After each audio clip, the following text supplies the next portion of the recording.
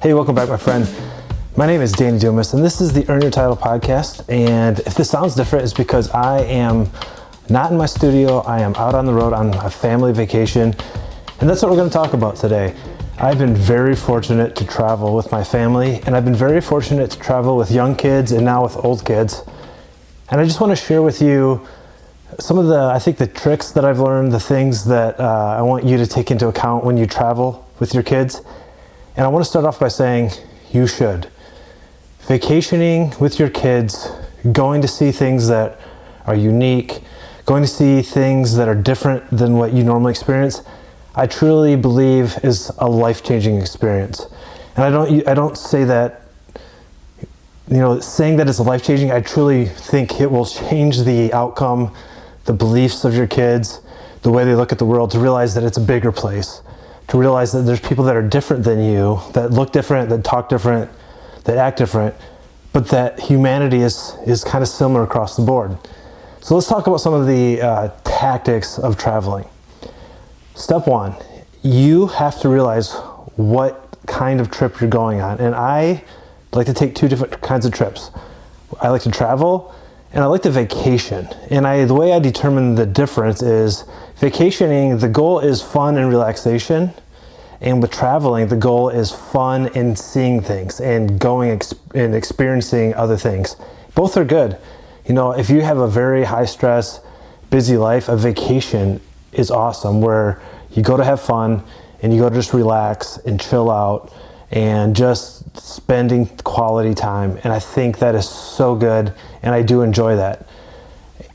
But there's one thing that I think is important with both of these. You have to know what kind of trip you're on, and you have to know what kind of trip your kids are expecting to be on, because that's going to, like traveling, vacationing does have the potential to go bad. Sitting in a car for extended periods of time, being stuck in airports, there are some negatives that go along with it. So set the expectations with your kids before you go on the trip. This trip that we're doing right now, we are traveling. We are on the road. We left Michigan and we've driven all the way out to Wyoming. We're now in Utah. We're getting ready to go to Zion National Park, and we're hiking and we're going out and seeing things. This has not been a relaxing trip. That being said, today we're going to the water park, which kind of brings me to my first point. However much time you have, let's say you have 14 days of traveling. We're talking about going to experience things and have fun. Plan on doing things 7 days out of the 14.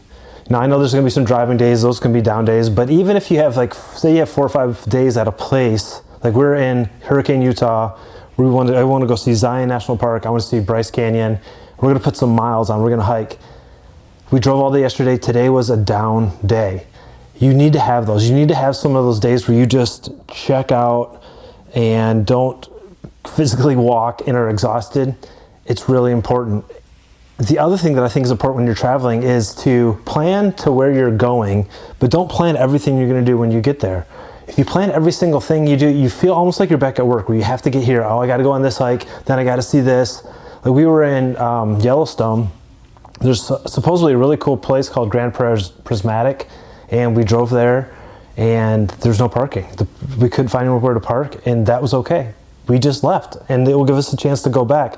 So the first step is just be flexible. Be flexible with your trip. Plan to do half as many days as you have stuff to do. Give your family, give yourself a chance just to hang out. One thing that can be very helpful when you're traveling and vacationing is to realize what you're trying to do. You're trying to build experiences and memories with your kids, and that might look different for your kids. For my youngest, every single place we've stopped at, she didn't ask us what national monument we're going to see. She didn't ask what park we're going to go to. She asked, is there a pool? So by me just planning this vacation and making sure that most of the places we're going to stop at have a pool, make it a great vacation for her. She's 7. For my teenagers, having a cool hotel is almost just as awesome as seeing a waterfall. We stayed at a hotel in Salt Lake City yesterday. It was probably the coolest hotel I've ever been to. You walk in to the hotel, they give you your keys to your room, then give you a climbing pass that lets you access this bouldering park that's also connected to a full functioning gym, like a CrossFit style gym with free classes. And it was awesome. My son literally said, "Dad, I think this is the coolest hotel I've ever stayed at." That experience was just as much fun as us going to see the Grand Canyon of Yellowstone.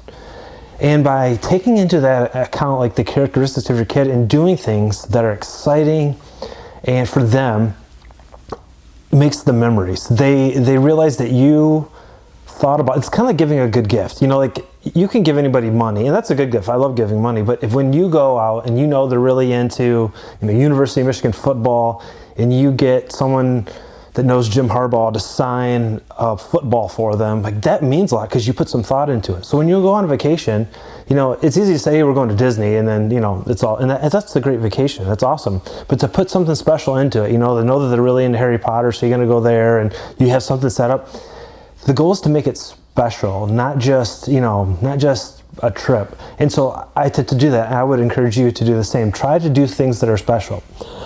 I do something, and my kids don't know this, but when we're on vacation, if they ask to get ice cream, I say yes every time. Now, sometimes I'll say yes, we'll do it when we get to the next spot because there's no place to just go get ice cream. But I just say yes. I want them to live in a world where when they ask for something, they get it, because I think that's really important with kids. There's a lot of things in life where I know I've missed out because I wasn't aggressive enough with my ask. I didn't go out and say, "Hey, will you do this? Will you, can I have this job?" And I want them to have times in their life when they ask for something, it happens. So that when they go out into the real world, when they ask for something, it happens. The other thing I really like to do is to provide surprise.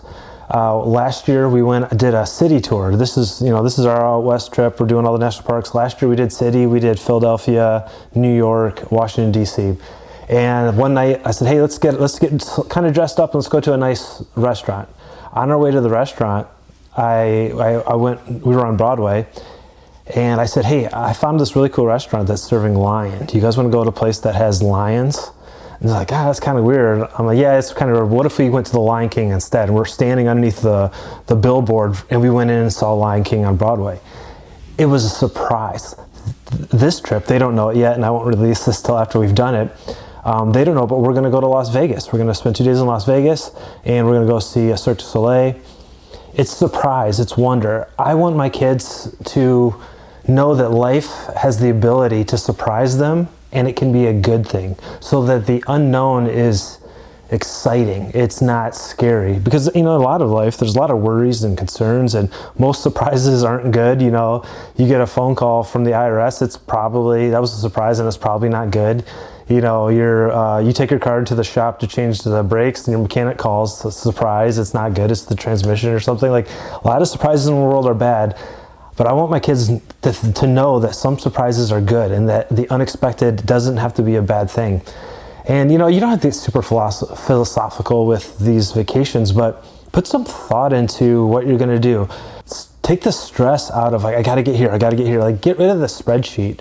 We were in Cody, Wyoming, and we had a long day. We hiked we were outside for 12 hours. We decided to take the next day off, and we went to Walmart to get something. And the lady at the grocery store checking us out, she's like, "Yeah, you're doing this." She's like, "You know what you should try?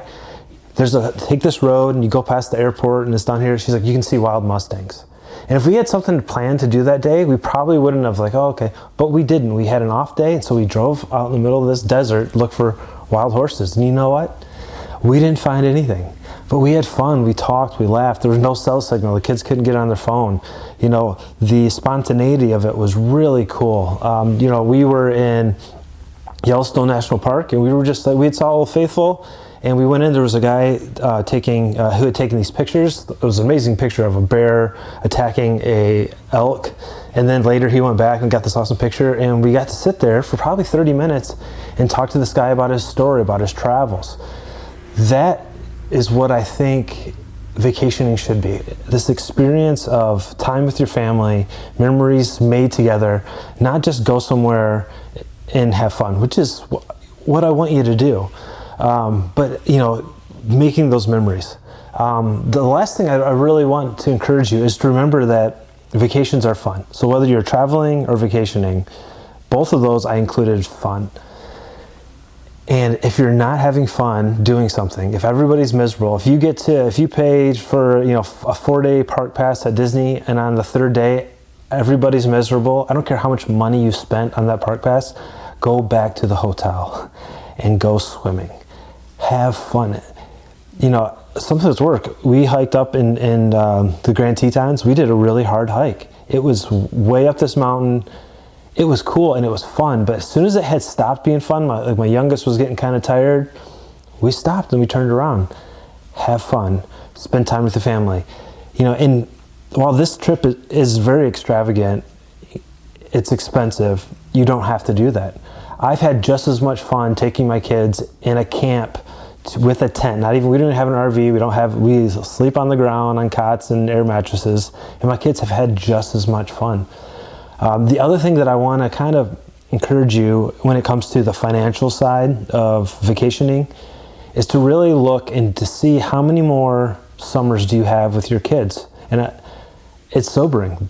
My son will be a senior this coming school year, and I am not guaranteed to get next summer. I want to, and I'm sure we'll plan a vacation, but he gets a scholarship or he gets an opportunity to go do something, he might not get to go. I know my sisters went on an out west trip when they graduated, and they're a couple years younger than me, and I couldn't go because I was working. I couldn't get that much time off. Do the cost benefit analysis. If it means spending a little more money to go do something epic, do it now. You're not going to look back on your deathbed and go, man, I wish I would have just worked a little bit harder, or I wish I would have taken. I'm so glad I took a boring vacation where we, I don't know, name the thing that wasn't that much fun, but it was cheap. Spend the money on travel. Travel around, and if you can, get out of the United States. Go somewhere different. Go somewhere unique. I've got some friends that they won't say it, but they're afraid to travel out of this country because of the news. Most places aren't that bad. Now, I don't think I'd be going to Afghanistan or Iraq or Syria right now, but there's a lot of places that are really amazing, and I would encourage you to go out and see them, experience them. And I think your life will be better, your kids' lives will be better, your relationship with your family will be better. Have fun, enjoy yourself. My name is Danny Dumas, and this is the Earn Your Title podcast, and I will talk to you later. Bye.